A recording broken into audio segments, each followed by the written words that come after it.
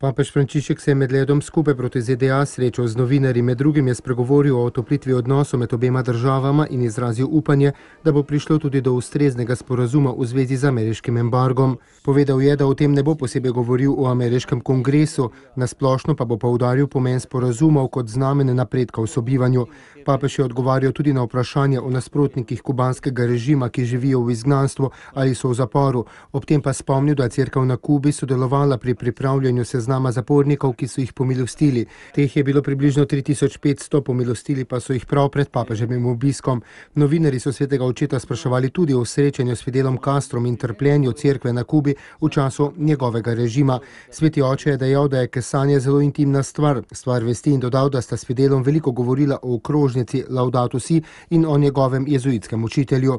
Na vprašanje o njegovem stališču in stališču cerkve do kapitalizma in komunizma pa je papež ponovil, kar je enkrat že rekel, namreč, da on sledi cerkvi.